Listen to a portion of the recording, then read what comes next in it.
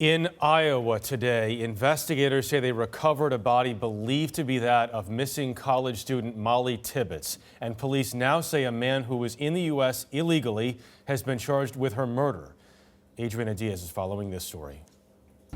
A first-degree murder charge was filed today in connection with the disappearance of Mollie Tibbetts. Investigators charged 24-year-old Christian Bahena Rivera, an undocumented immigrant, for the abduction and murder of Mollie Tibbetts.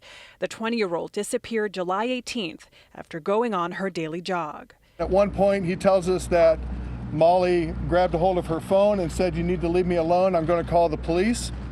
And then he tells us that at some point in time he blacks out, and then he comes to near an intersection in which we believe he then placed Mollie. Ron says surveillance video led investigators to Rivera, who then took them to Mollie's body, just miles from Brooklyn, Iowa. Investigators have been searching this area for weeks. Why was she not found before? Why did it take this suspect to lead you to her body? In this particular case, she was found in a cornfield, and there were corn stalks placed over the top of her, and so we just weren't able to locate her. Investigators say Rivera worked and lived in the area for years. They wouldn't release a motive or any information about how Tibbetts was killed. More than a dozen FBI agents helped in the search. They used location data from the Fitbit Tibbetts was wearing and poured over thousands of leads. Earlier this month, her parents told us their daughter had so much to look forward to, including her first trip abroad. She couldn't have been any happier. This has been the summer of a lifetime. She was the best man at my wedding. She's had an incredible summer. She was as happy as I've ever seen her. What do you make of the outpouring of support from coast to coast?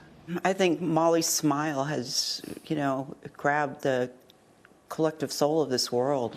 For many in this small town, the pain of Tibbetts' disappearance will endure. How are people feeling now that this news is out? Well, they didn't expect it. They expected that she would be found alive. Let's put it that way. It's going to hurt them a lot.